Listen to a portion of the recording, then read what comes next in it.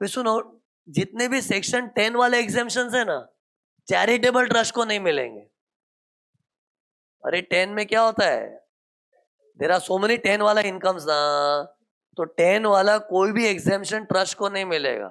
क्यों मालूम है कि 10 वाली इनकम है ना मुफ्त में एग्जाम्प्ट होती है, लेकिन ट्रस्ट को जो 11-12 में एग्जाम्पशन मिलता है ना, बाय द वे ट्रस्ट के एग्जाम्पशन का सेक्शन क्या है? अरे ये सब जो लेस हो रहा है ना, these are exempt under section, अरे लेस म्हणजे लेस एग्जाम्प्ट हो रहा है, लेकिन it is under which section? 11 and 12 ना। और 11 एंड 12 में एग्जाम्पशन लेना मतलब फ्री का है कि मेहनत का है? ट्रस्ट को एग्जाम्पशन 11-12 में जो फ्री में मिल रहा है कि मेहनत करनी पड़ती है? 15% फ्री का है, लेकिन बाकी तो समाज सेवा कर, बहुत कठिन जॉब है, दूसरों की मदद करना, ये करना, उसमें पैसे लगा, इतने जतन करके अपने को माफ होता है ना। तो ट्रस्ट को क्या बोला, तेरे को ऐसे ही करना पड़ेगा, तेरे को 10 जैसी कोई इनकम जो फ्री में एग्जाम्प्ट होती है वो नहीं मिलेगी। अरे 10 वाली इनकम की खूबी क्या मालूम है? बस 10 में लिखा है ना तो माफ, बस एग्जाम।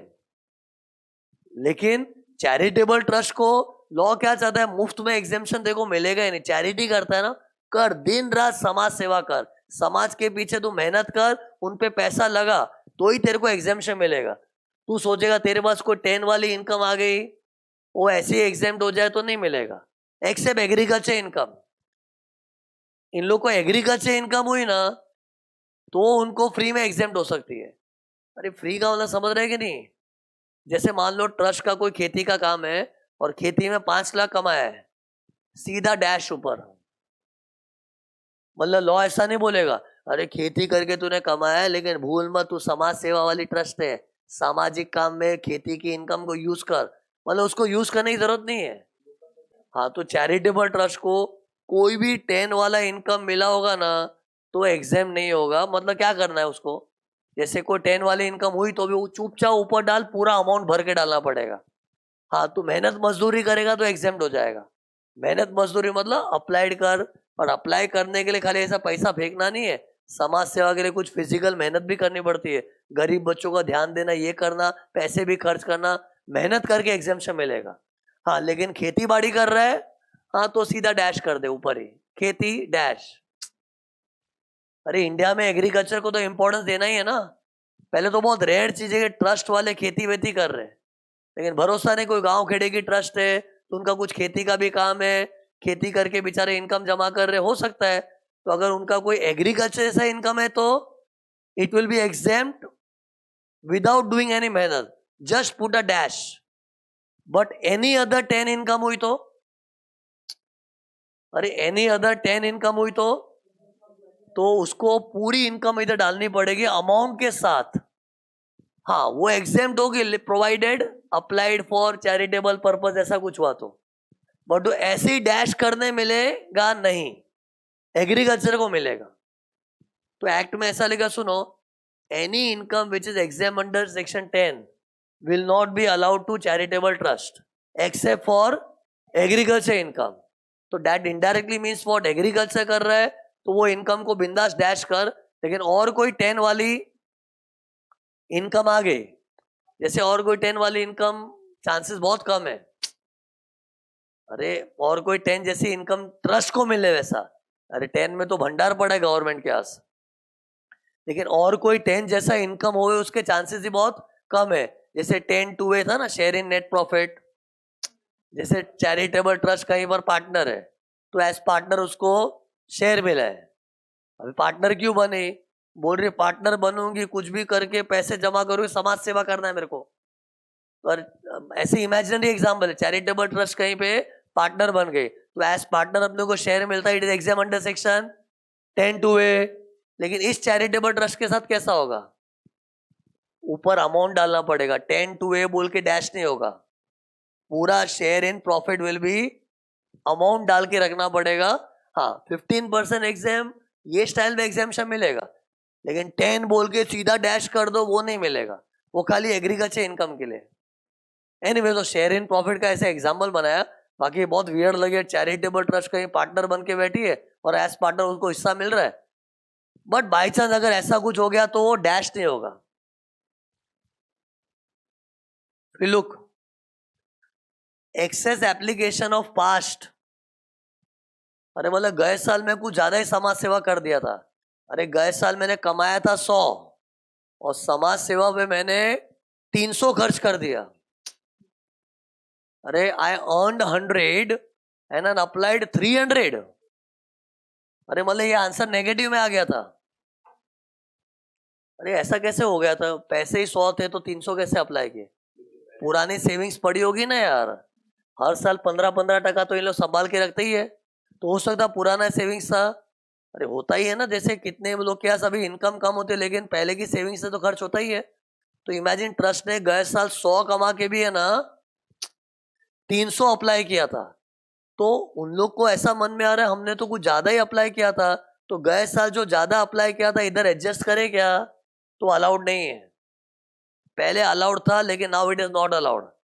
और जैसे बिजनेसमैन चाहता है ना कि मेरा गए साल का लॉसेस में करंट ईयर में सेट ऑफ करूं, तो ये काइंड ऑफ वैसा ही है कि चैरिटेबल ट्रस्ट भी क्या एक्सपेक्ट कर रही है कि मेरा गए साल का लॉस जैसा है.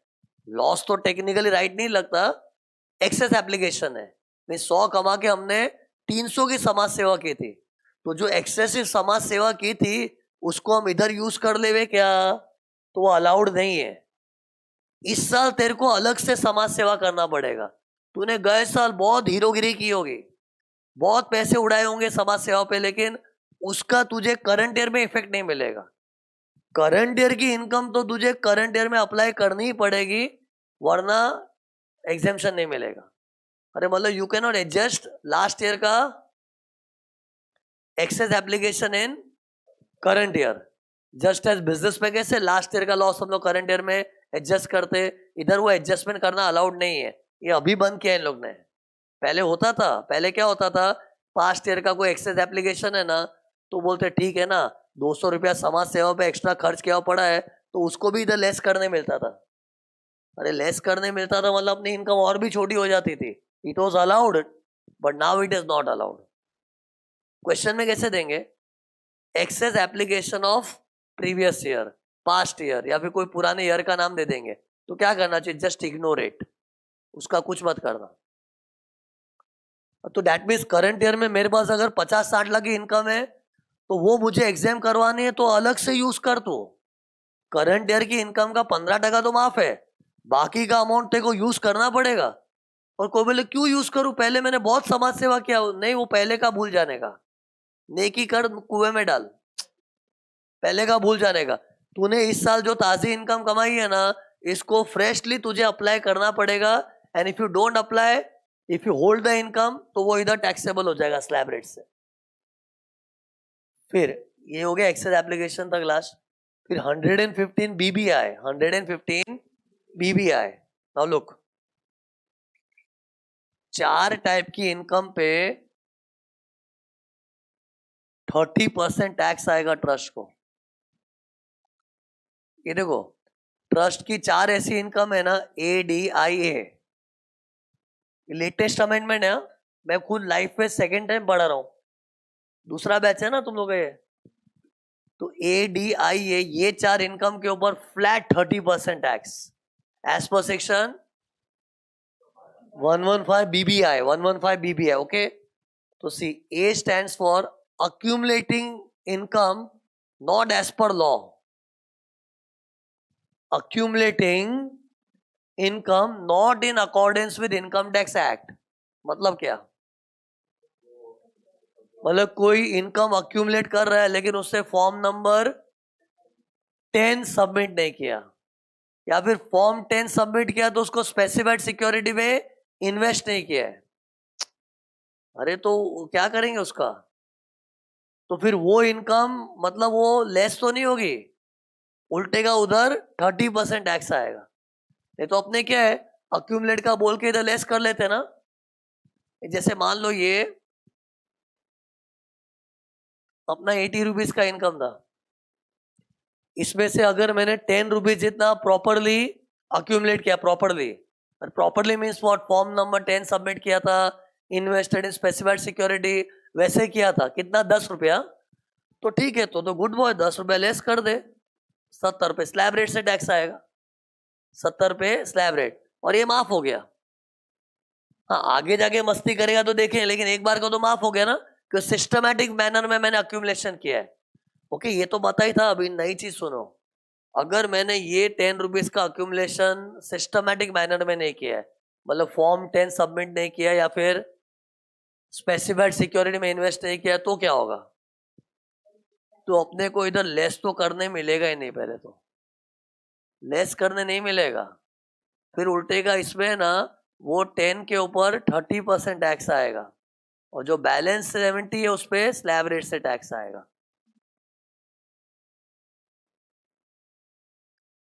अरे मतलब ये 80 रुपीज में से 10 ऐसा अमाउंट है ना, कैसा है, जो मुझे फ्यूचर हॉस्पिटल वगैरह के काम काज के लिए जमा करने की इच्छा है, लेकिन वो जमा करने के लिए मैंने फॉर्म 10 प्रॉपरली नहीं दिया है, तो फॉर्म 10 दिया ही नहीं, या फिर उससे पर्पस पीरियड बराबर लिखा नहीं है, या फिर मतलब इन अकॉर्डेंस विद लॉ नहीं किया है।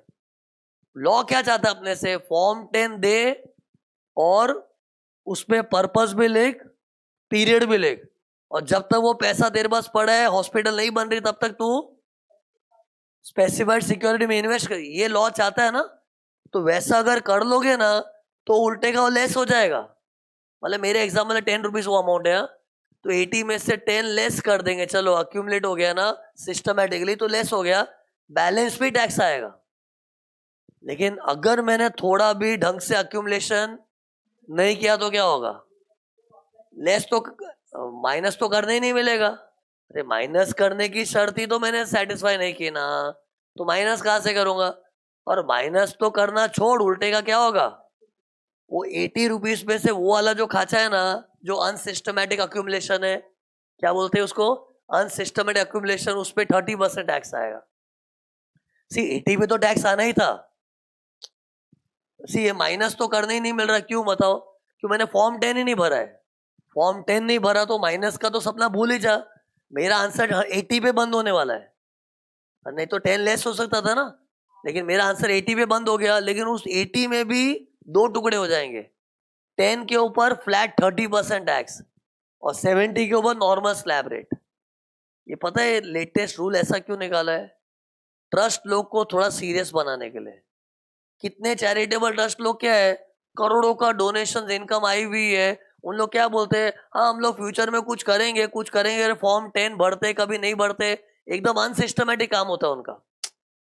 अरे इनकम टैक्स वाले ये सब नोटिस करते तभी तो फ्रस्ट्रेशन में अमेंडमेंट निकालते हैं।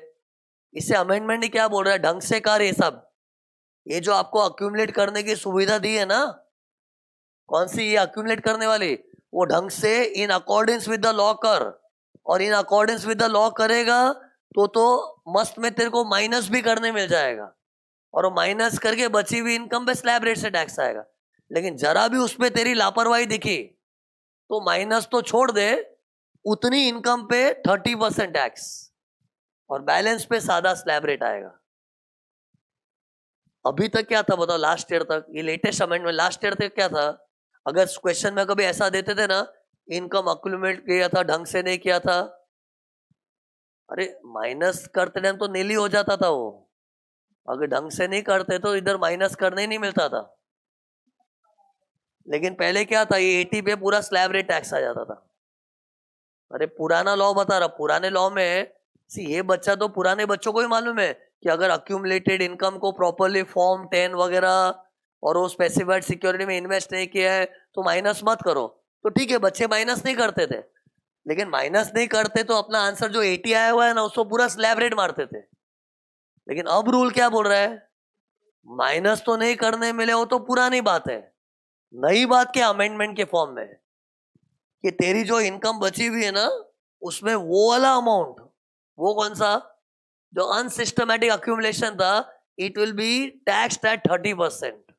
ऐसा करेंगे तो ही तुमको सबक सीखने में आएगा। और पता है ये 30% टैक्स पे किसी को लगे टॉर्चर है, तो टॉर्चर क्यों लग रहा है, ढंग से काम करो ना। हम लोग इधर रूल ठोक ठोक के बोलते रहते, तुम लोग को पढ़ी नहीं है। तो इन शॉर्ट क्वेश्चन में ये चीज कैसे आएगी बताओ, ये देखो, इनकम ऑफ ₹10, ये मैं अमाउंट ले रहा हूं, was accumulated for future charitable purpose in respect of which trust has submitted form 10 before the due date of filing return. However, this 10 is not invested in the specified securities. इधर लफड़ा हो गया. अरे form 10 भरा लेकिन वो 10 को वो लोग ने स्पेसिफाइड सिक्योरिटी में इन्वेस्ट करना चाहिए वो नहीं किया, ऐसा बोला है. तो क्या करोगे? अरे अपने जो लेस का माहौल बना है तो लेस करेंगे क्या? पहले बताओ. लेस तो होगा ही नहीं ना, कंडीशन ही सेटिस्फाई नहीं हुआ है तो लेस नहीं हुआ. बट क्या करोगे? वो अमाउंट को उसका एक अलग कॉलम बना के, अरे अपने कॉलम्स बना टैक्स कैलकुलेशन का, सटक लटक विनिंग्स बैलेंस, तो इन लोग का भी अलग कॉलम बनता है. अनोनिमस अड़िया, अरे अड़िया ये कोड बताया नहीं अभी तक, मतलब इसका अलग ही कॉलम बन जाएगा. अनोनिमस का अलग कॉलम बना दो 30%, और ऐसे ही अड़िया वाली इनकम जो अभी बता रहा हूं उसका अलग कॉलम. फिर सादे कॉलम का स्लैब रेट, जिसे नॉर्मल टैक्सेशन में भी करते हैं ना, सटक लटक को अलग कर लेते, फिर बैलेंस पे स्लैब रेट लगाते. तो ट्रस्ट का भी ऐसा ही करना पड़ेगा कि ये 10 रुपीज का अलग कॉलम खड़ा करेंगे और उसको 30% टैक्स मारेंगे और बची कुछ इनकम पे स्लैब रेट. तो ये ए था. ए क्या था इसमें? accumulating the income not in a systematic manner. accumulating the income not in systematic manner. तो उसमें भारी क्या पड़ेगा कि वो इनकम पे लेस करने का सुख तो मिलेगा ही नहीं, उल्टे का वो वाला कंपोनेंट पे 30% टैक्स आएगा. ओके, फिर सुनो. इमेजिन मैंने एकदम सिस्टमैटिक अक्यूमुलेशन किया है, बताओ मेरे अमाउंट में कैसा होगा? अरे एकदम व्यवस्थित काम किया, मतलब क्या किया बताओ? व्यवस्थित मतलब फॉर्म 10 देना ही नहीं, फॉर्म 10 में पर्पस पीरियड भी लिखना. पर्पस और पीरियड नहीं लिखना भी लफड़े में आ जाएगा.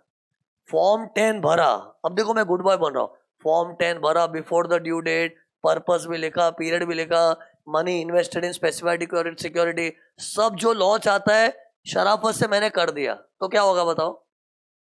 बोला ना. तो क्या, तो मेरे को 10 लेस करने मिलेगा ना, ये 10 मुझे लेस करने मिलेगा. ओके, तो मुझे करंट ईयर में टैक्स कितने पे आएगा?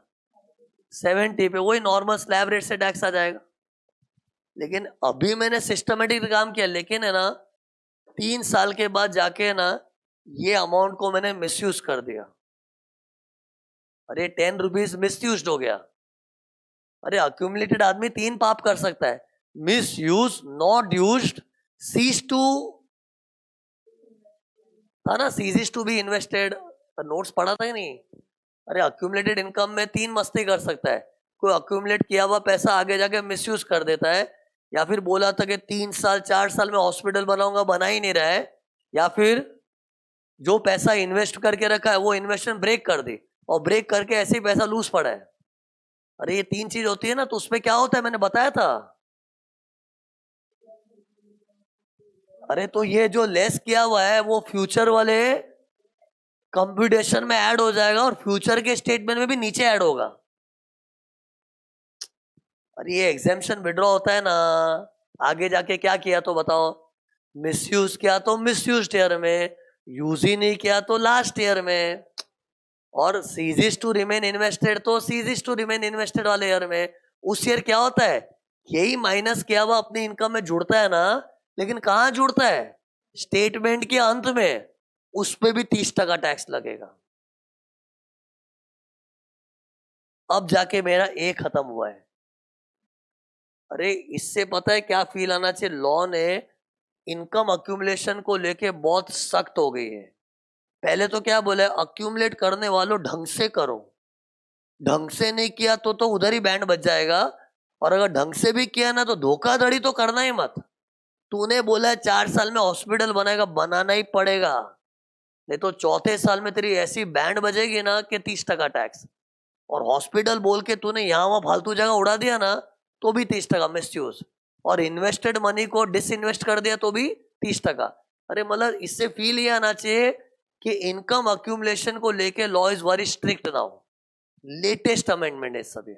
उसका डाउट क्या है कि हम लोग ने अक्यूमुलेट पहले किया था, लेकिन अभी उसको हमने कॉन्ट्रवेंशन किया, मिसयूज किया, ये किया वो किया. लेकिन अभी तो लॉ सेक्शन तो आ ही गया ना, तो सेक्शन आ गया तो पूरे होशो हवास में उस सेक्शन की कदर कर कि उसको अभी मिसयूज किया तो इफेक्टिव तो हो गया ना सेक्शन. तो 30% टैक्स आएगा ही। बोले नहीं पहले अक्यूमुलेट किया था, लेकिन मिसयूज की गलती तो तूने अभी की है और लॉ जानने के बाद की है। तो बोलना चाहिए बेशरम, तेरे को अमेंडमेंट सुना तूने और अमेंडमेंट सुनने के बाद भी तेरे को गलती करनी है, सो व्हाट, वो पुराना अक्यूमुलेशन हो, गलती तो तूने लॉ सुनने के बाद की है तो उसका इफेक्ट आएगा। अरे समझे उसका डाउट क्या था कि अक्यूमुलेशन तो क्या है, अरे अमेंडमेंट तो 20 to 23 से इफेक्टिव हो रहा है, लेकिन किसी ने कोई 19-20 वाले साल में अक्यूमुलेट किया था, लेकिन ठीक है वो टाइम अक्यूमुलेट किया था, लेकिन मिसयूज करना, नॉट यूज करना, वो पाप तो तू अभी कर रहा है। और सेक्शन आने के बाद कोई पाप करेगा तो पाप चलाएंगे कैसे, सेक्शन आ भी गया है, तू बोल भी नहीं सकता मेरे को सेक्शन का नॉलेज, सेक्शन अभी आया, अरे अभी आया तो पाप भी तो अभी किया ना तूने, तो मतलब वो कॉन्सिक्वेंस सफर करना पड़ेगा। इन शॉर्ट सुनो, अड़िया का एक है ना, इसमें टोटल 4 सिचुएशन हो सकती है। ये देखो ऐसे, कैसे बताओ आपको, एक तो अक्यूमुलेटिंग इन अनसिस्टमैटिक मैनर, फिर सिस्टमैटिक मैनर में अक्यूमुलेट किया लेकिन आगे जाके मिसयूज किया, सिस्टमैटिक मैनर में अक्यूमुलेट किया लेकिन आगे जाके यूज ही नहीं किया, सिस्टमैटिक मैनर में अक्यूमुलेशन किया लेकिन आगे जाके इन्वेस्टेड अमाउंट डिसइन्वेस्ट हो गया। ये 4 सिनेरियो, चारों का इफेक्ट बताओ। पहले इसको तो अलग, ये तो अक्यूमुलेट ही नहीं किया सिस्टमैटिक मैनर में, तो अक्यूमुलेट ही नहीं किया सिस्टमैटिक मैनर में, तो अपने जो लेस करने मिला था भाई, लेस ही नहीं करने मिलेगा, एग्जेम्पशन देंगे ही नहीं, उल्टे का वो 80 में से 2 खांचे बनेंगे, एक 10 to 30 पे मर और बाकी का स्लैब रेट पे भर। ये कैसा था, accumulated but not in systematic manner. Okay, फिर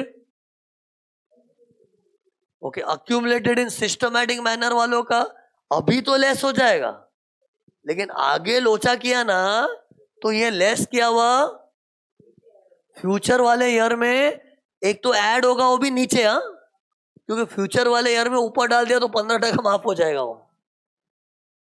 अरे ये लेस किया हुआ आगे जाके मस्ती की, मतलब क्या मस्ती, misusing, not using, invested amount becomes disinvested, investment तोड़ दी, ऐसे पैसे रखड़ रहे, अरे तो क्या होगा, तो फ्यूचर में ये लेस किया हुआ ऐड तो होगा, लेकिन तुम्हारे स्टेटमेंट के अंत में ऐड होगा, और वो अंत में ऐड किया हुआ स्लैब रेट पे नहीं टैक्स आ जाएगा 30% से, वो 30% से टैक्सेबल होगा एज पर सेक्शन 115 BBI। अरे तो ये खत्म हुआ ए। फिर डीम्ड एप्लीकेशन को लेके भी लॉ स्ट्रिक्ट हो गया, डी फॉर डीम्ड एप्लीकेशन। अरे ये सब चीज अपने मालूम है, खाली अपने रेट्स को लेके कुछ नया चीज पढ़ रहे हैं।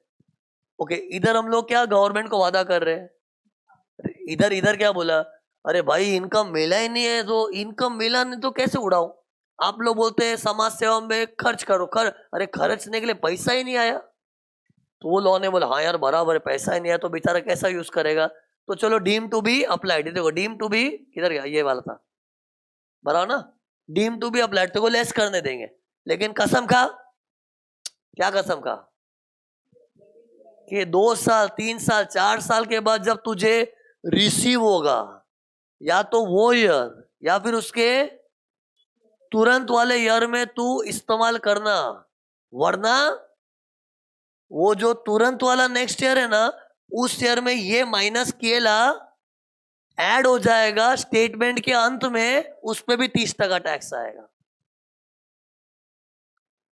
अरे गवर्नमेंट ने ना ऐसे लोगों को थोड़ा लेफ्ट राइट लिया है, इन लोग के ऐसे एग्जामेशन लेके बैठ जाते हैं, अरे बॉस ये तो चलो हक का एग्जामेशन लिया, कोई अप्लाइड मतलब भाई समाज सेवा पे पैसा उड़ा है, लेकिन ये तो क्या है, हाँ ठीक है एग्जाम काय का एग्जाम, लॉ भी स्ट्रिक्ट हो गई है, स्ट्रिक्ट मतलब एग्जामेशन तो दे ही रही है कि अगर किसी को पैसे नहीं मिले तो बेचारा अप्लाई कैसे करेगा, तो डीम टू बी अप्लाइड बोल के चला तो लेंगे, लेकिन आगे जाके मस्ती नहीं होना चाहिए ना।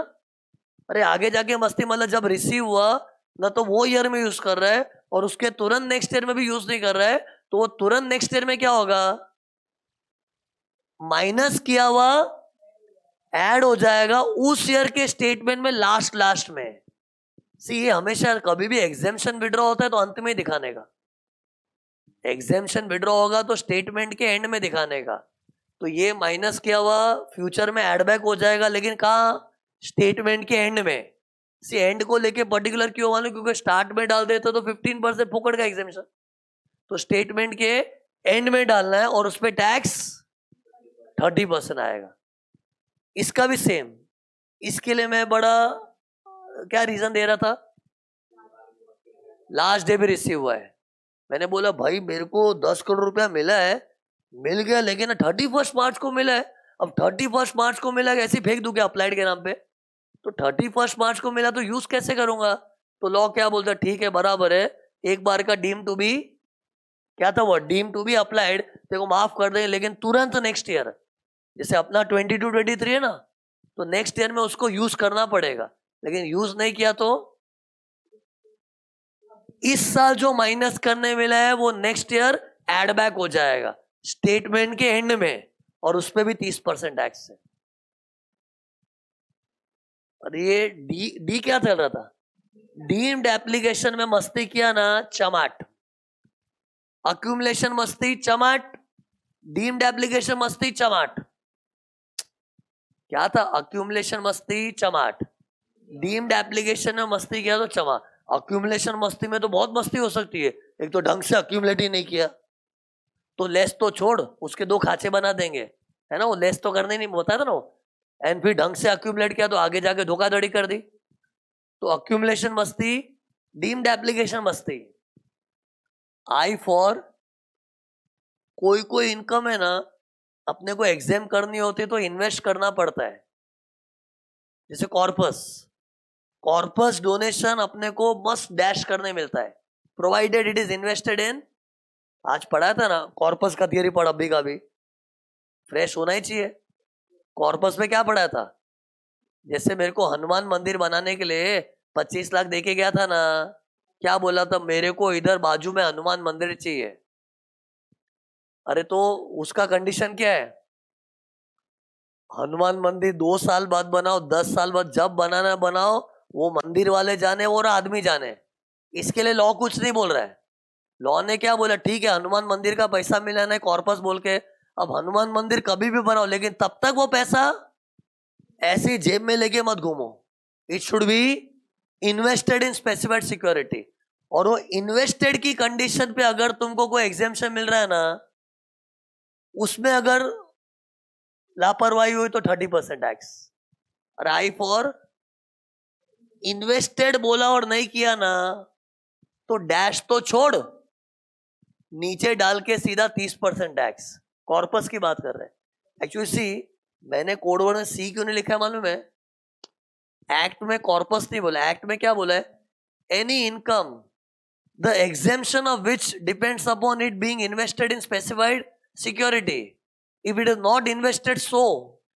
ये कानून ऐसा घुमा के बोलता है, क्या करूं? क्या था?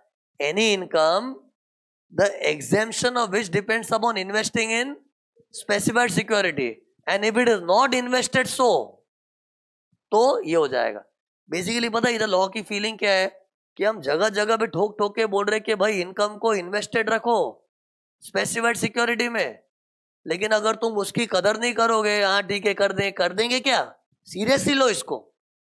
अगर वो सीरियसली नहीं लिया ना, तो कॉर्पस डोनेशन जैसों को डैश वाला सुख मिला ना, वो डैश तो छोड़, तेरे को पूरा अमाउंट डालना पड़े, अंत में उस पर 30% टैक्स आएगा।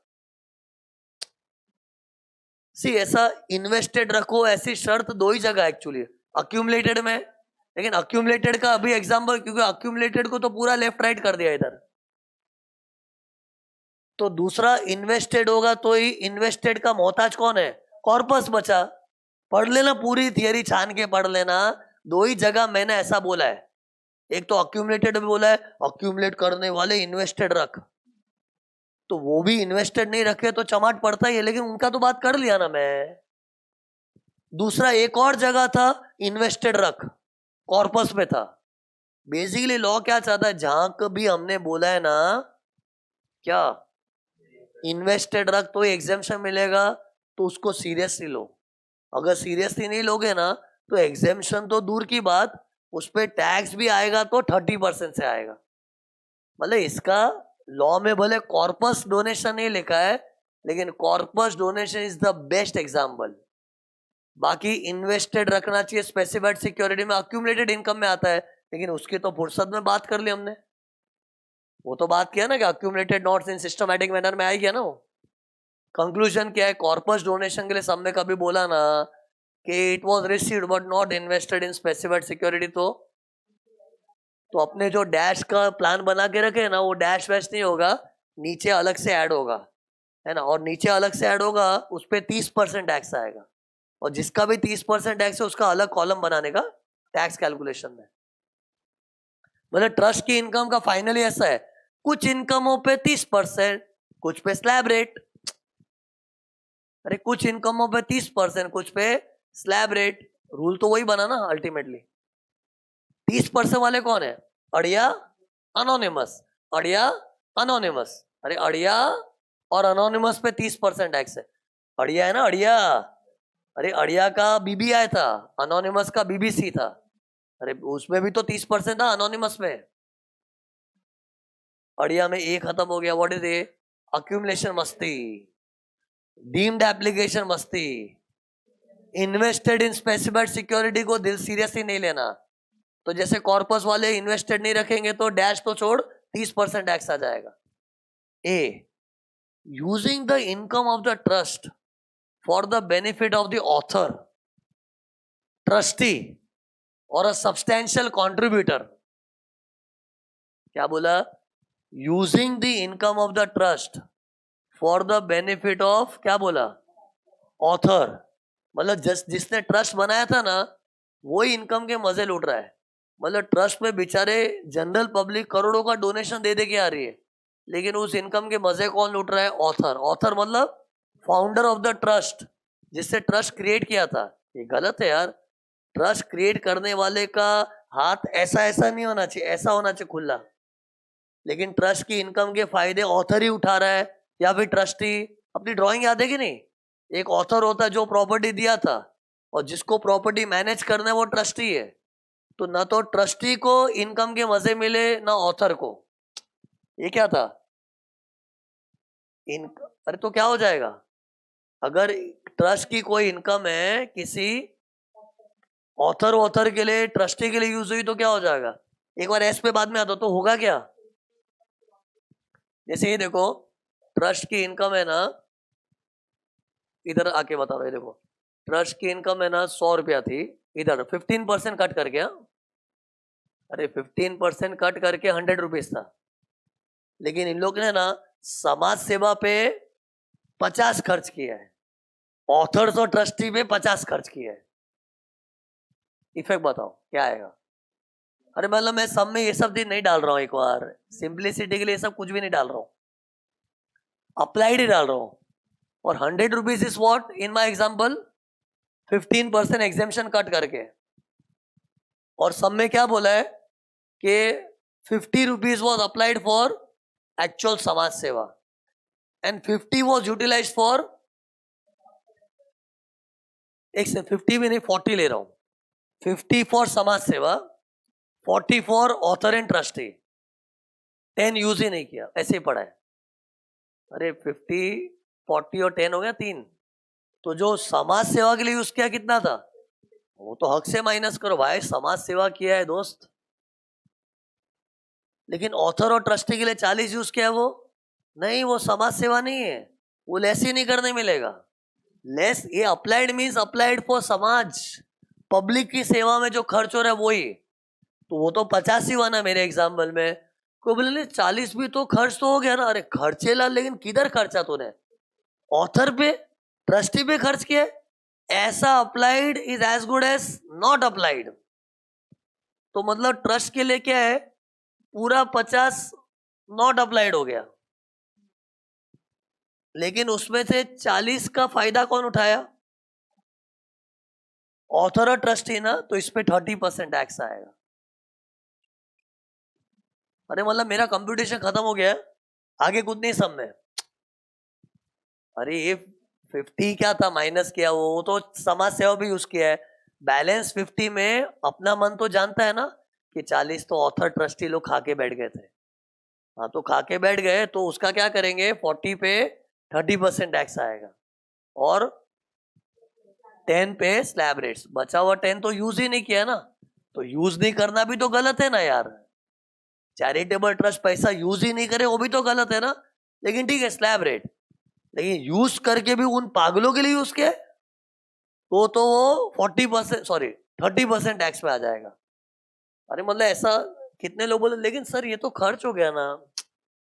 सी खर्च नहीं हुआ है, वो हमने ट्रस्टीज ऑथर को उसके बेनिफिट्स दे दिए, लेकिन ट्रस्ट के लिए वो इनकम थी, फिर ट्रस्टी लोग मजे लुटे ना, तो इनकम का टैक्स तो चुकाना पड़ेगा। लेकिन ये इनकम का तूने गैर इस्तेमाल किया है। सी मेरे हाथ में एक 40 पड़ा है, 10 पड़ा है, चलो 10 तो मैंने इस्तेमाल ही नहीं किया स्लैब रेट, लेकिन 40 का तूने कमाई हुई इनकम का गैर इस्तेमाल किया ना, तो ये 40 वाली इनकम पे 30% टैक्स आएगा। इसको बोलते हैं using the income for the benefit of, ये क्या था, ऑथर, ट्रस्टी, सब्सटैंशियल कंट्रीब्यूटर। मतलब ऐसा व्यक्ति जो ट्रस्ट को 50,000 से ज्यादा डोनेशन दिया है। जैसा मान लो मेरी ट्रस्ट है, तुम लोग सब है ना 100-200 रुपया डोनेशन देके चले जाते हो, लेकिन विवेक एक बिग शॉट आदमी है, 1,00,000-2,00,000 रुपए का डोनेशन दे देता मेरे को। तो कहीं ना कहीं मेरे लिए इसका एक अलग सॉफ्ट कॉर्नर है ना। तुम लोग गिनो एक क्या कंजूस लोग 1,500 रुपया डोने, हट विवेक विवेक विवेक विवेक। तो कहीं ना कहीं trust will be inclined to do some favour for Vivek. अरे बड़ा कॉन्ट्रीब्यूटर है यार, ट्रस्ट को 5-5 लाख 6-6 लाख देता है। लॉ रे लॉ तो बोलता है 50,000 के ऊपर भी दिया ना, सलाम ठोकने वाला आदमी हो। और ऐसे सलाम ठोकने वाले आदमी को अगर ट्रस्ट कुछ फेवरिंग करती है तो क्या है, तो वो फेवरिंग को हम अप्लाइड में तो ले ही नहीं, लेंगे ही नहीं, फिर वो भी 40 ऐसा हो जाएगा। सी अपने को लेस क्या करने मिलता है, अप्लाइड फॉर एटीएस लोग, नो। अरे एटीएस तो इंटरेस्टेड पार्टीज है ना। इंटरेस्टेड पार्टीज बोलते हैं ना, ट्रस्ट के इंटरेस्टेड पार्टीज कौन है, author, trust, substantial donor, substantial contributor. तो इन लोग के लिए अप्लाई किया, वो अप्लाई थोड़ी है। मैंने फॉर्मेट में जो लेस अप्लाइड बोला है वो क्या है, applied for public charity religion के लिए अप्लाई किया वो। लेकिन इनके ऊपर जो उड़ा है ना, वो एज गुड एज यूज ही नहीं किया है, और उसको तो टैक्स मारना, वो भी कितना, 30%। तो सुनो, ऑथर के लिए बेनिफिट के लिए यूज किया मतलब क्या मालूम है, इमेजिन एक एजुकेशन ट्रस्ट है, एजुकेशन ट्रस्ट है या फिर हॉस्पिटल है, उसमें जो ऑथर का बेटा है ना वो हॉस्पिटलाइज हो रहा है, उसका फ्री ट्रीटमेंट हो रहा है, उस पर डॉक्टर लोग पैसा मतलब पूरा ध्यान दे रहे हैं, तो मतलब पब्लिक के लिए ना, उसके बेनिफिट के लिए यूज हुआ है। अरे मतलब एनीथिंग, मतलब जैसे तो हॉस्पिटल का एग्जाम्पल हो गया, मतलब ट्रस्ट अपने इनकम का यूज उनके फायदे के लिए कर रही है। जैसे आज ट्रस्ट को क्या करना है, इनकम देके गरीबों को बांटा तो ठीक है, लेकिन इनकम देके ऑथर को दे दिया और उसके बेटे को दिया तो भी है। अभी बेटे का एग्जाम्पल मैंने क्यों लिया था, क्योंकि देखो एक्ट में क्या लिखा है, या तो तूने एटीएस के लिए यूज किया या फिर उसके को रिलेटिव के लिए। Using the income of the trust for the benefit. अरे बेनिफिट मतलब वो जो अपने पब्लिक को जो फ्री में दे रहे ना, वो अपने ऑथर को दे दिए, ऑथर को, ट्रस्टी को, सब्सटैंशियल कंट्रीब्यूटर या फिर उसका कोई रिलेटिव, या फिर ऐसी कोई कंसर्न जहां उस एटीएस का सब्सटैंशियल इंटरेस्ट है। बस इतना ही था, 3 जन थे, एटीएस, उसका रिलेटिव या सब्सटैंशियल इंटरेस्ट। मेरे को बताओ ट्रस्ट के जीवन में किसको पाप मानते हैं, और इनकम टैक्स वाले इसको बहुत बड़ा पाप मानते हैं। यार चैरिटी खोला है काय के लिए, पब्लिक का सोच। लेकिन जो ट्रस्ट बनाने वाले लोग हैं, जो ट्रस्ट के चलाने बनाने वाला ऑथर, चलाने वाला ट्रस्टी, जो ट्रस्ट बनाते, जो ट्रस्ट चलाते, वही उसका मेवा खा रहे। भले इधर बेचारी पब्लिक डोनेशन दे रही है सोच के समाज सेवा हो रही है, लेकिन वो समाज सेवा का पैसा खुद ही खा लिए। अरे खुद खा ले मतलब लिटरली पैसा भी ले लिया होगा। अब तुम लोग बोले कैसे मालूम पड़ेगा, कैसे मालूम पड़ेगा, अपना लुकआउट नहीं है। अपने टैक्स पढ़ते टाइम क्या समझना चाहिए, सब खुली किताब है। अगर तुमको कोई बोल देवे कि ट्रस्ट को करोड़ों के डोनेशन मिले थे, 20-25 हजार ये लोग ही उठा लेते हैं। कौन लोग, एटीएस लोग। तो ट्रस्ट के लिए तो पैसा खर्च हो गया ना, अप्लाई हो गया, लेकिन ऐसा अप्लाइड इस पापी अप्लाइड, तो उसको लेस तो नहीं करने मिलेगा, उल्टे का कोने में लेके चमाट मारेंगे। अरे कब ऐसा पापी अप्लाइड कब बोलते, पाप कब बोलते? If the income of the trust is taken away, या फिर उसका कोई बेनिफिट ले लिया किसने, पूरा बोलना पड़ेगा, ऑथर, ट्रस्टी और a substantial contributor who has contributed more than 50,000 in a year, in a year, ऐसा इन अ ईयर, भले टुकड़े टुकड़े में दिया होगा, इन अ ईयर मोर देन 50,000, तो या तो एटीएस के बेनिफिट के लिए यूज किया, या फिर उसके कोई रिलेटिव के लिए, या फिर ऐसी कोई कंसर्न जहां एटीएस का सब्सटैंशियल इंटरेस्ट है। It can be a firm, company, जहां पर उस एटीएस का सब्सटैंशियल इंटरेस्ट है। तो इन तीनों में से किसी भी इंसान के लिए ट्रस्ट की इनकम का इस्तेमाल हो रहा है, अरे तो क्या होगा, वो इस्तेमाल किया हुआ पहले लेस तो करने नहीं मिलेगा, कि लेस में तो जो समाज सेवा ही लेस होता है ना, उल्टे का उसको ऐसे कोने में लेके 30% टैक्स मारेंगे। तो ये क्या था, अड़िया का ए क्यों बोला उन्होंने इसको, using the income for the benefit of ATS और इज रिलेटिव और a concern where ATS has substantial interest, तो वैसा करना भी 30% टैक्स लाएगा। जबकि इसमें पता है वो इनकम यूज हो चुकी है, एटीएस लोग लेके गए, तो लेके गए मतलब उसको अप्लाइड नहीं गिनेंगे, पैसा जा रहा है मतलब कहीं पर भी जा रहा है नहीं, पब्लिक की तरफ जा रहा है, तो ये तो एटीएस की तरफ जा रहा है, तो वो जा रहा है करके लेस नहीं करना है पहले तो। हाँ, मैंने किधर लेस किया था, 40 को रहने दिया, और फिर उसको कोने में लेके 30% टैक्स मारा उसमें। एटीएस का फुल फॉर्म क्या था, author, trustee, substantial contributor, the one who contributed more than 50,000 in a year, ये क्लियर है।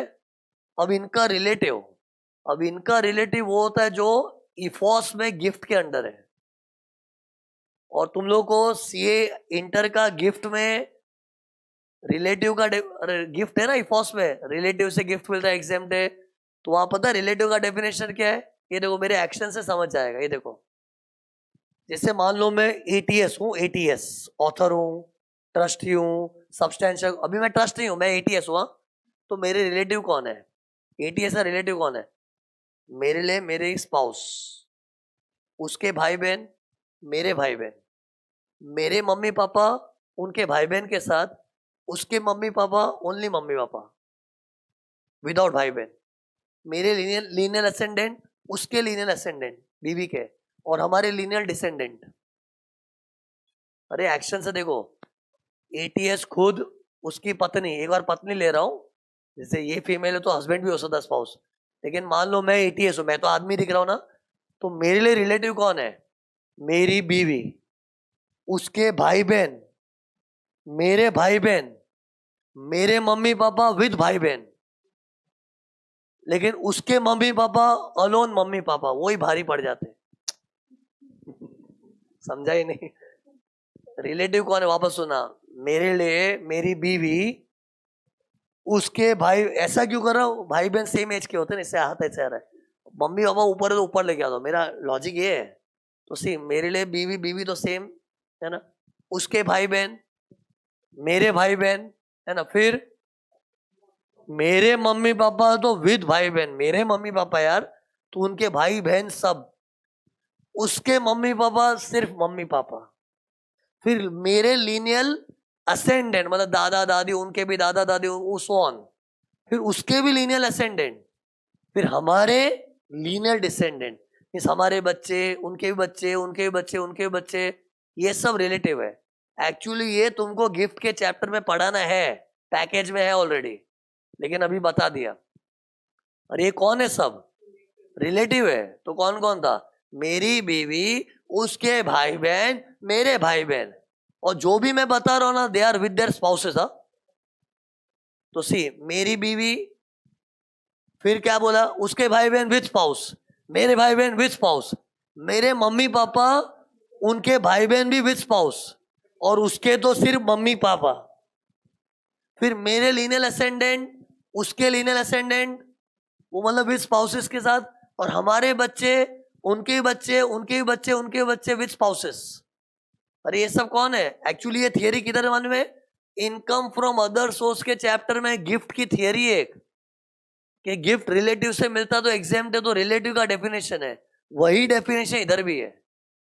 Coming to the main point, अड़िया का ये क्या था बताओ शॉर्ट में, कि अगर एक ट्रस्ट ने 100 रुपया कमाया, चल 15% माफ हो गया, 85%, एक बार थोड़ा एकदम वाइल्ड सोच है, वाइल्ड एकदम, 85% हमने किसके लिए यूज कर दिया?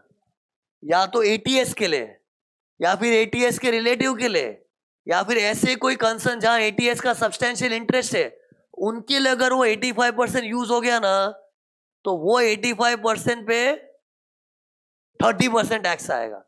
मतलब वो 85% वाला जो कंपोनेंट है ना, ये उस पर टैक्स तो आएगा ही, क्योंकि मैंने समाज सेवा पे तो खर्च ही नहीं किया, खर्चा तो भी एटीएस पे, लेकिन एज गुड एज वो खर्च ही नहीं हुआ है, तो वो पैसे पे पूरा 30% टैक्स आएगा। लेकिन अगर मैंने वो 85% जेब में रख लिया होता तो स्लैब रेट से टैक्स आता, लेकिन तूने खर्च किया वो भी ऐसे गंदे लोगों के लिए, तो 30% टैक्स आता है।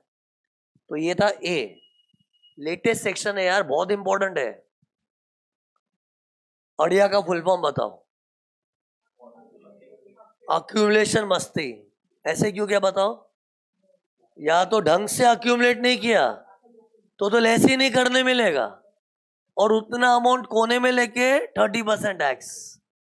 फिर ढंग से अक्यूमुलेट किया तो एक बार तो लेस हो जाएगा, लेकिन आगे जाके मिसयूज किया तो एड बैक, नॉट यूज किया तो add back, and money invested ceases to be invested तो भी एड बैक। लेकिन एड बैक जब होगा वो स्टेटमेंट के अंत में होगा, और वो एडेला बैकेला पे 30% टैक्स आएगा। अक्यूमुलेशन मस्ती। फिर डीम्ड एप्लीकेशन मस्ती, और उसमें मस्ती क्या करता है, ये बोलता है नहीं कसम से जब भी मिलेगा ना, या तो वो साल या फिर उसके अगले साल यूज करूंगा, नहीं किया तो वो अगले वाले साल में अभी जो माइनस किया था फ्यूचर में एड बैक होगा, स्टेटमेंट के एंड में वो भी 30% टैक्स। फिर ये तो क्या है, तुरंत नेक्स्ट ईयर यूज करने का बात हुआ है, लेकिन नहीं किया तो तुरंत नेक्स्ट ईयर एड बैक हो जाएगा। अरे एड बैक क्यों, करंट ईयर में लेस हुआ है ना, नेक्स्ट ईयर में एड बैक हो जाएगा, लेकिन वो एड बैक किधर करने का, स्टेटमेंट के एंड में, और 30% टैक्स। सी कभी भी फ्यूचर में कुछ एड बैक वाला सिचुएशन होता है तो एंड में करने का, और इनका तो जब एड बैक होगा ना तो एड बैक होकर 30% टैक्स आएगा। तो ये था डीम्ड एप्लीकेशन मस्ती। फिर इन्वेस्टेड रखो यार सिक्योरिटीज में, लेकिन आपको जहां भी बोला है कि इन्वेस्टेड रखो वैसा नहीं रखते हो तो 30%। ओके, मेरे को बता कहां कहां बोला है कि इन्वेस्टेड रखो। एक तो अक्यूमुलेशन के टाइम, तो वो तो अपना बात हो ही गया ना वैसे भी, और एक कॉर्पस डोनेशन वालों को भी बोला, कॉर्पस डोनेशन वालों keep it invested till the time Hanuman मंदिर बने, कीप इट इन्वेस्टेड। लेकिन आपने कीप इट इन्वेस्टेड नहीं रखा ना, तो कॉर्पस को ऊपर डैश तो छोड़, लास्ट में ऐड करवा के 30% टैक्स ले लेंगे, उस पर 30% टैक्स आएगा। तो ये था इन्वेस्टेड की बात, तुम सीरियसली नहीं लोगे तो। फिर ये क्या था, using the income of the trust not for public, using for interested parties, ATS, author, trustee, substantial contributor, जिसने मोर देन 50,000 का डोनेशन दिया इन ईयर, या फिर उसका कोई रिश्तेदार, या फिर ऐसा कोई कंसर्न जहां एटीएस का सब्सटेंशियल इंटरेस्ट है, उनके लिए यूज किया है। अब उसका कोई रिश्तेदार का मैंने बताया था, पत्नी, उसके भाई बहन विद स्पाउस, मेरे भाई बहन विद स्पाउस, मेरे मम्मी पापा विद भाई बहन, उसके मम्मी पापा विदाउट भाई बहन। फिर एलए, एलए मतलब लीनियर असेंडेंट, मेरे भी उसके भी, फिर हमारे लीनियर डिसेंडेंट, ये रिलेटिव हो गया।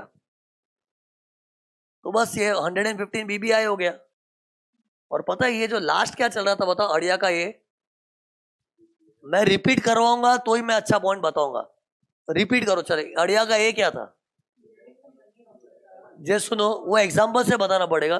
ट्रस्ट को 100 करोड़ इनकम मिली थी, 15% तो माफ करना ही पड़ेगा, क्योंकि कानून की नजरों में मैं हूं तो रजिस्टर्ड ट्रस्टर, तो 15% एग्जाम। फिर 85% का मैंने पता है क्या किया, क्या किया, पब्लिक के लिए यूज करना चाहिए ना, मैंने तुम लोग पे यूज कर दिया। पब्लिक बाहर है, खोलने हो दरवाजा, पब्लिक पे ना खर्च के मैंने एटीएस पे यूज कर, तुम लोग एटीएस लोग बैठे हो, तो क्या होगा बताओ, 100 में से 15, 85 लाख से, वो 85 लाख का क्या होगा?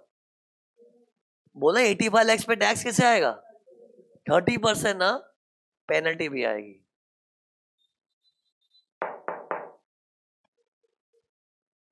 पेनल्टी भी आएगी क्योंकि बहुत बुरा अपराध है, और इसको तुम लोग भी फील करो, अपराधी है। मैं चैरिटी का लिबास पहन के पब्लिक के सामने इधर इनोसेंट बनता हूं, अरे हम लोग समाज सेवा करते, दे दे दे दे, भीख मांग मांग के डोनेशन लिया है, करोड़ों का अमाउंट जमा, 100 करोड़, उसमें से 15% तो ऐसे ही माफ हो गया, 85 करोड़ मैंने तुम लोग को दे दिया। मतलब ये तो क्या, पब्लिक से डोनेशन का अपने इनोसेंटली लेते हैं और तुम्हारे यूज कर रहे। तो वो 85 करोड़ जो था ना मेरा, 30% टैक्स तो है ही, और क्या है? पेनल्टी। कितना मालूम है? जितना अमाउंट एटीएस के लिए यूज हुआ ना, उतने अमाउंट का पेनल्टी। 85 करोड़ मैंने, अरे वो 100 करोड़ का एग्जाम्पल, 100 करोड़ 15 करोड़ एग्जाम था, 85 करोड़ मैंने क्या किया, तुम लोग को दे दिया, तो क्या होगा?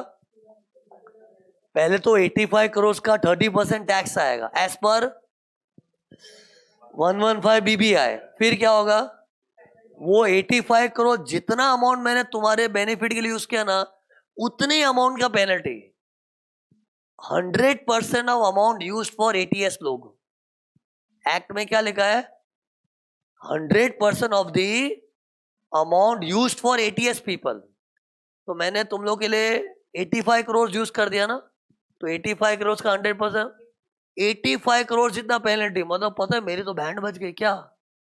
पहले तो 85% का 30% टैक्स आया, वो 30 गिन, और उतना का उतना 85 का पेनल्टी। मतलब एक तरह से मेरे को 130% आ गया। क्या पता समझता है कि नहीं, 130 ही हो गया ना। तुम लोग पैसा कहां से लाए? निकाल कहीं से तूने बहुत पहले पैसा भर भर के रखा होगा, उतना। मतलब 30% तो टैक्स का है और 100% पेनल्टी का। फिर सुनो, गवर्नमेंट की धमकी है, आइंदा अगर ऐसा दोबारा किया ना, फ्यूचर में 200% पेनल्टी लगेगा। नेक्स्ट टाइम कभी देखा तो ऐसा। और ट्रस्ट ऐसी है ना, बेशरम है ना, थोड़े टाइम के बाद वापस ऐसे की, क्या की, 40 करोड़ रुपया तुम लोग को दे दी, मिसयूज की। अरे मतलब 40 करोड़ एटीएस को दे दी, तो 40 करोड़, तो अब तो 40 करोड़ का 200%। अरे मैंने अभी नेक्स्ट ईयर फ्यूचर में अमाउंट चेंज हो गया होगा ना, पहली मर्तबा मैंने 85 करोड़ तुम्हारे पे उड़ाए थे, अब फ्यूचर में तो अमाउंट भी तो अलग होगा ना यार। 2-4 साल के बाद वही बोलते हैं ना, जो लोग नहीं सुधरेंगे नहीं सुधरेंगे। 2-4 साल के बाद मैंने क्या किया, मेरा इनकम का फिगर कुछ अलग था, मीन्स इस ईयर 85 नहीं है, कुछ 40 जितना अमाउंट मैंने एटीएस को दे दिया। इनकम टैक्स वाले वापस किया, शर्म नहीं है तेरे में? तूने कितना दिया एटीएस को? 40 करोड़ था, तो उसका 200%। अरे मतलब इससे यार भी वो 30% टैक्स तो आएगा ही, लेकिन इस वक्त पेनल्टी कितनी होगी? 200, मतलब 230 जितना हो गया एक तरह से। थर्ड टाइम वापस किया तो 200। लॉ में क्या लिखा? फर्स्ट टाइम डिफॉल्ट हुआ तो 100% पेनल्टी, सब्सिक्वेंट डिफॉल्ट्स 200%। अब सब्सिक्वेंट मतलब दूसरी बार, तीसरी बार, चौथी बार, कभी भी। लेकिन एक बात बताओ, इतना बार बार डिफॉल्ट, इतना तो इनकम टैक्स वालों को मालूम पड़े तो रजिस्ट्रेशन ही कैंसिल कर देगा। वो कैंसिलेशन की थियरी में पॉइंट है वैसे भी, है ना। लेकिन सुनो, मैं खाली सिखाने के लिए इतना वाइल्ड एग्जांपल दे रहा हूं। एक्चुअली तो कैसा सम में आएगा देखो, 100 करोड़ का ट्रस्ट को कलेक्शन हुआ था, 15% माफ हो गया। 85 करोड़ जो बता था ना मेरे एग्जाम्पल में, ऑलमोस्ट 84 करोड़ जितना पब्लिक पे यूज ही किया होगा। कुछ 50-60 हजार रुपए ऐसा देंगे कि एटीएस के लिए यूज किया था। लेकिन क्या वो एक्सप्लेनेशन डिफिकल्ट हो जाता ना, अंडरस्टैंडिंग के लिए क्या है, एकदम वाइल्ड सोचो, 15%, 85% सब एटीएस को दे दिया, तो उसका 30% टैक्स तो लगेगा ही, और 100% पेनल्टी, क्योंकि पहली मर्तबा ऐसा हुआ है। दोबारा कभी ऐसा हुआ जीवन में तो 200%, बट 200% वाला अमाउंट अलग होगा कि फ्यूचर में कुछ अलग अमाउंट एटीएस को दिया होगा ना। हमेशा थोड़ी 85 देते रहेंगे लोग। तो जितना भी अमाउंट तुमने एटीएस के फायदे के लिए यूज किया ना, उसका 200% will be penalty in subsequent defaults. Section क्या है इसका? 271 AAE, ये भी नया सेक्शन है। एक्चुअली सी अड़िया का जो ए है ना, उसी के लिए पेनल्टी है। ए क्या था इंग्लिश में बोल के बताओ.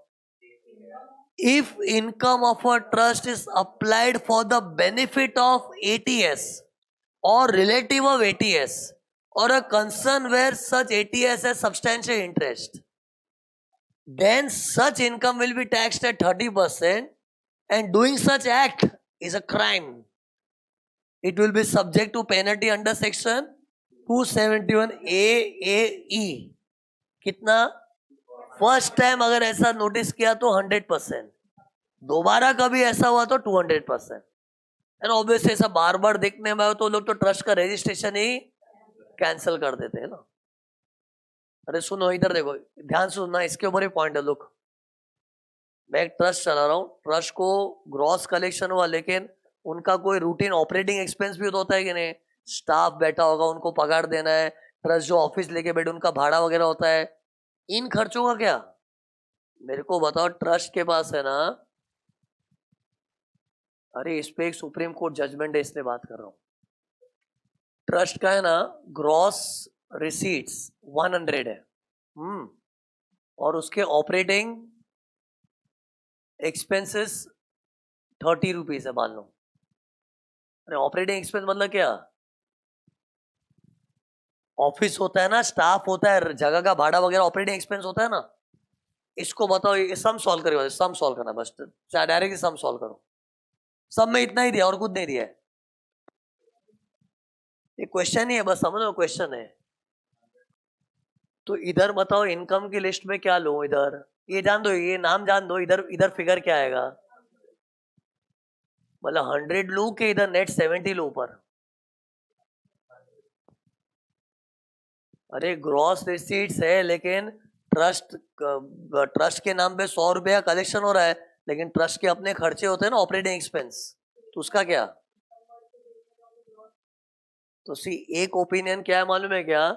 इधर वो सब नेट कर दो ऑपरेटिंग एक्सपेंस एंड फिर 15% का एग्जेम्पशन लो. ओके, आंसर अलग आएगा. दूसरा ऑप्शन क्या मालूम है? इसको 100 ही रखो, है ना, 15% एग्जाम कर दो, कितना हो गया 15, तो बचा कितना 85. और ये ऑपरेटिंग एक्सपेंस अप्लाइड में दिखा दो. Applied operating expense like applied है ना. अरे ट्रस्ट अपने स्टाफ को पैसा दे रही है, मतलब जरूरी खर्चा है, तो अप्लाइड की तरह इधर लेस कर दो. कितना था 30. अरे आंसर अलग आ जाएगा पूरा. क्या है आंसर इस ऑप्शन में? 55. और अज्यूम करो आगे कुछ भी नहीं, इतना ही 55 आंसर है. दूसरे ऑप्शन से बताओ क्या करूंगा. ये ऑप्शन 1 है. सेकंड ऑप्शन क्या है? यार ये तो ऑपरेटिंग एक्सपेंस है ना यार, मतलब इसको थोड़ी अप्लाइड में डाल सकते हैं. अप्लाइड मतलब लिटरली पब्लिक के लिए, समाज बाहर की पब्लिक को. ये तो तुम्हारा इंटरनल स्टाफ ऑफ का पगार वगैरह होगा, तो उसको थोड़ी अप्लाइड में डालने का मतलब ये जो जैसे मैंने ये किया था. तो ये वाले क्या बोलते हैं कि वो सब काट पीट के नेट 70 ही दिखाओ इधर, मतलब इनकम में ही नेट प्रॉफिट जैसा दिखा दो, क्योंकि इनकम तो नेट प्रॉफिट होती है ना, खर्चा वर्चा काट के, तो नेट प्रॉफिट दिखा, तो नेट प्रॉफिट दिखा दिया. फिर क्या 15% निकालो, फिर अभी 15 ही नहीं आएगा. ये तो 100 था तो 15% 15 ही था. 70 का 15% कितना होता है? 70 का 15% कितना होता है? 10.5. 10.5 तो बचा कितना 59.5. और अप्लाइड में 30 डालूंगा. अरे 30 तो ऊपर ही नेट ऑफ हो गया ना, तो कुछ नहीं, तो कितना आ गया 59.5. आंसर चेंज हो रहा है ना ये. तो इंस्टीट्यूट ने ना ऐसे सम्स को दोनों तरीके से सॉल्व किया हुआ है. वो जो भाविक बोल रहा था ना कि इंस्टीट्यूट ऐसे दो सॉल्यूशन दे देते, तो यही सम का इंस्टीट्यूट ने कैसा किया है, ऑल्टरनेटिव 1 पूरा सॉल्व किया लिटरली, पूरा नोट भी नहीं दिया है. Answer under alternative 1 will be 55, answer under alternative 2 will be 59.5. ऐसे दोनों तरीके से सॉल्व किया लिटरली. बट स्टूडेंट से बोलो एक्सपेक्ट नहीं करते. स्टूडेंट से ना कोई एक ऑल्टरनेटिव से सॉल्व कर दे, दूसरे का नोट लिख दे. और पता है इसमें ज्यादा मजा किधर आ रहा है बताओ? हाँ, इधर तो अपना आंसर 55 ही है ना. तो ये ऑप्शन इन लोग भी, इंस्टीट्यूट वाले भी ज्यादा प्रिफर कर रहे, और इस पे सुप्रीम कोर्ट ने जजमेंट दिया था कि ऐसा कर सकते हैं, मतलब you can take like this, मतलब ये मतलब एक ट्रस्ट को रियल लाइफ में ऐसे करने दिया था, और ऐसा करने दिया तो ठीक है, अपने भी करेंगे। तो मतलब इन शॉर्ट दो ऑप्शन है, लेकिन ये खास करके कब मगजमारी होती है में, जब ट्रस्ट का इतना बड़ा कलेक्शन सामने, उसके कोई बोलते ऑपरेटिंग टैक्स एक्सपेंस दिए, ऑपरेटिंग समझ रहे हैं ना। आज ट्रस्ट समाज सेवा बाद में कर दी, लेकिन एक ऑफिस लेके बैठी है, तो ऑफिस का भाड़ा होता है, 10-15 एम्प्लॉय होंगे, कोई अकाउंटेंट होगा, कोई क्या कर रहा है, वो सब स्टाफ का ओवरहेड्स भी तो होता है ना, तो उसको लेके डिबेट चल रहा है। तो टेल मी फर्स्ट ऑप्शन क्या है कि वो भी एक अप्लाइड में दिखाएंगे, तो वो मतलब ऊपर ग्रॉस ही डालो, ऊपर ग्रॉस ही डालो, और जो ऑपरेटिंग एक्सपेंस है उसको अप्लाइड में दिखा दो। And what is other option के ऊपर ऑपरेटिंग एक्सपेंस को नेट ऑफ करके दिखा दो, फिर बाद में अप्लाइड में अलग से नहीं दिखेगा। लेकिन उसमें क्या, वो पहली अमाउंट छोटी होगी तो 15% कम मिलेगा ना यार। सी अल्टीमेटली 30 रुपए का ऑपरेटिंग एक्सपेंस डिडक्ट हो ही रहा है, लेकिन क्या ऊपर ही डिडक्ट हो गया तो अपना 15% डिस्टर्ब हो गया ना यार। एक्चुअली 15% का ही मैं मारा वारी, डायरेक्टली देखो 15 डिफरेंस क्या आ रहा है इसका, 15%, सॉरी हाँ 15% निकालो, 30 का 15% कितना है, तो 4.5 का ही फर्क आ रहा है ना, ये देखो 4.5 का। अरे दोनों ऑप्शन यही तो फर्क है कि ऊपर पूरा ग्रॉस 100 रखते हैं तो पूरे का 15% मिल रहा है, ऊपर नेट ऑफ कर देते तो नेट अमाउंट का 15 भी तो छोटा हो जाता ना। तो ये दोनों ऑप्शन है। ये इस क्वेश्चन का मैंने इधर सॉल्व किया ऐसा। इधर लास्ट में अलग से ऐड करने वाले कौन से पॉइंट थे लास्ट में अलग से ऐड, मतलब जिनको भी एग्जेम्पशन नहीं देना है, पुराने पाप मतलब अरे पहले अक्यूमुलेशन के वादे किए थे, वो डीम टू बी अप्लाइड के वादे हुए थे, लेकिन वो एग्जेम्पशन विड्रॉ होता है ना, तो मैंने पता लास्ट में ऐड करने का, फालतू धंधा किया तो लास्ट में ऐड करने का, तो और अनोनिमस का एक्सेसिव अनोनिमस भी लास्ट में ऐड करते, मतलब इधर लास्ट में ना कुछ चीजें अलग से ऐड होती है, वो बोलना चाह रहा हूँ। एंड फिर बाद में इसका टैक्स आता है स्लैब रेट से, हाँ नहीं सॉरी, वो तो डिपेंड करता है, इधर तो अनोनिमस जैसा होगा तो 30%, बट ऐसे कुछ अलग से लास्ट में ऐड करने वाली चीजें आती है। हाँ टैक्स तो सबका ही स्लैब रेट है, 30% किधर किधर है बताओ, only for excessive anonymous donation, कि अनोनिमस का कुछ तो ऊपर डाला है, कुछ नीचे रखा है, तो एक एक्सेसिव अनोनिमस का 30 है और अड़िया का बस, इसके अलावा 30% किधर भी नहीं था। ऐसा मेरे बार बोलने में कई बार आएगा, उसको नीचे रखो, नीचे तो बहुत कुछ रखते हैं, फालतू बिजनेस में नीचे रखते हैं, मंदिर वाले मोबाइल बेच रहे हैं तो फालतू बिजनेस नीचे रखते हैं, लेकिन टैक्स तो स्लैब रेट से आता है ना यार। तो उसी नीचे रखने वाली तो बहुत सारी चीजें है, मतलब जिसको भी अपने को एग्जेम्पशन नहीं देना है ना, वो 15 तो उसको नीचे रखना है, लेकिन 30% सिर्फ अनोनिमस के लिए आता है, और वो अड़िया वाली इनकम्स के लिए 30% है, और 30% का और कहीं पर भी नहीं है। लेकिन तुम लोग नीचे वाली चीजें गिनोगे तो नीचे में तो बहुत कुछ बोला है यार, वो बिजनेस में ही बोल दिया था फालतू धंधा के तो नीचे डाल दो, है ना, और कोई पहले का एग्जेम्पशन विड्रॉ हो रहा है तो नीचे अलग से लिख दो, बाकी ऐसे एक्स्ट्रा चीजें भी है ना उसमें तो, बट एवरीथिंग विच कम्स नीचे is not subject to 30, only anonymous which comes नीचे एंड अड़िया, उसके लिए 30% वाला टैक्स है।